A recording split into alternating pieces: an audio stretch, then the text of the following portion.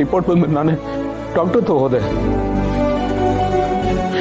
ಒಬ್ರಲ್ಲ, 2-3 ಡಾಕ್ಟರ್ನ ಕೇಳಿದೆ. ರಿಪೋರ್ಟ್ ಏನಾದರೂ ತಪ್ಪಿದ್ಯಾ, ದಯವಿಟ್ಟು ಒಂದ್ಸತಿ ನೋಡಿ ಅಂತ.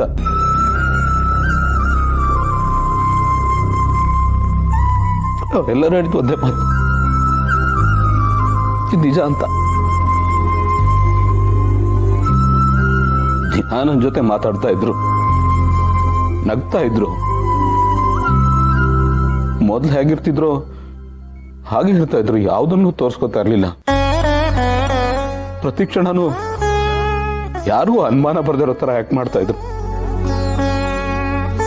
ಈಗ ನೆನೆಸ್ಕೊಂಡ್ರೆ ಪ್ರತಿ ಕ್ಷಣನೂ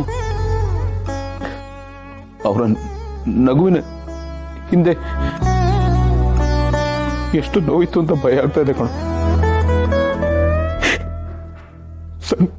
ಸಂಕಟ ಗೆಳೆಯ, ಈ ವಿಷಯ ಯಾಕೋ ಮುಚ್ಚಿಟ್ರು? ಭೂಮಿಕಾ ಎಲ್ಲ ವಿಷಯನೂ ನಿನ್ನ ಹತ್ರ ಶೇರ್ ಮಾಡ್ಕೊಳ್ತಾಳೆ, ಆದ್ರೆ ಈ ವಿಷಯನ ಯಾಕೆ ಮುಚ್ಚಿಟ್ಲು ಗೌತಮ್?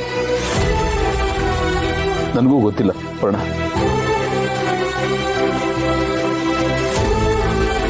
ಏನೋ ಬಲವಾದ ಕಾರಣ ಇರಬೇಕು. ಮಾತಾಡ್ತೀನಿ ಅವ್ರ ಹತ್ರ. ಮೊದಲು ಟ್ರೀಟ್ಮೆಂಟ್ ಶುರು ಮಾಡಬೇಕು. ಇಷ್ಟು ವರ್ಷ ನನ್ನ ಖುಷಿಗೋಸ್ಕರ ಅವರು ಬದುಕಿದ್ದಾರೆ. ಇನ್ನು ಮುಂದೆ ಅವ್ರಿಗೋಸ್ಕರ ನನ್ನ ಜೀವನ ಮಾಡಿಬಿಟ್ಟು ತನ್ನವರ ಬದುಕಲಿ ಬೆಳಕನ್ನು ಬೀರಲು ದೀಪದ ಬುಡದಲ್ಲಿ ನಿನ್ ಜೊತೆ ನಾವು ಇದ್ದೀವಿ.